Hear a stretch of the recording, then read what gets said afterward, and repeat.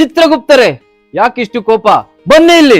ಯಮರಾಜ, ಹೈದರಾಬಾದ್ನಿಂದ ಬೆಂಗಳೂರಿಗೆ ಬರುತ್ತಿದ್ದ ಬಸ್ಸಿನಲ್ಲಿ 20ಕ್ಕೂ ಹೆಚ್ಚು ಮಂದಿಯನ್ನು ಬಲಿ ತೆಗೆದುಕೊಂಡ ನಿನ್ನ ಬಗ್ಗೆ ನನಗೆ ಅಸಮಾಧಾನವಿದೆ.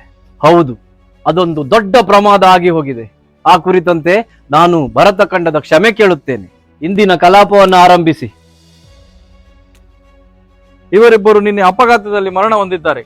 ಇವರಿಬ್ಬರ ವಿಚಾರಣೆ ಈಗ ನಡೆಯಲಿ. ಬನ್ನಿ. ನಾನು ಬೆಳಿಗ್ಗೆಯಿಂದ ರಾತ್ರಿ ತನಕ ಕುಡ್ಕೊಂಡೇ ಇರ್ತೆ.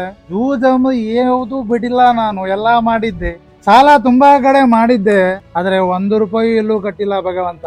ನಾನು ಜೀವನದಲ್ಲೇ ಕೆಲ್ಸಕ್ಕೆ ಹೋಗಿಲ್ಲ ಭಗವಂತ.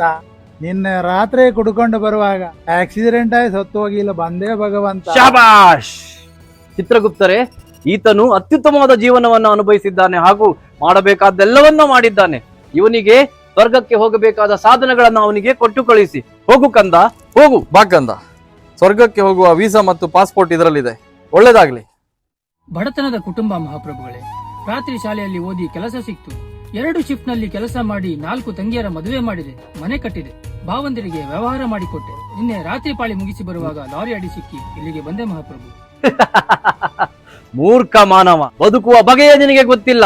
ಮಾನವ ಜನ್ಮವನ್ನ ಅಪರೂಪದಲ್ಲಿ ಪಡೆದುಕೊಂಡಿದ್ದೀಯಾ, ಆದರೆ ಯಾವುದ್ಯಾವುದೋ ಕೆಲಸಗಳಲ್ಲಿ ಅದನ್ನ ಹಾಳುಗೆಡವಿಕೊಂಡಿದ್ದೀಯಾ. ಚಿತ್ರಗುಪ್ತರೇ, ಈತನನ್ನು ನಮ್ಮ ನರಕದ ಎಲ್ಲಾ ಶೌಚಾಲಯಗಳನ್ನು ತೊಳೆಯಲು ಕಳಿಸಿ ಹಾಗೂ ಈತನಿಗೆ ವಾರಕ್ಕೆ ಒಮ್ಮೆ ಮಾತ್ರ ಊಟ ಹಾಕುವುದನ್ನ ಖಾತರಿಪಡಿಸಿಕೊಳ್ಳಿ. ತಗೋ ಇದನ್ನ.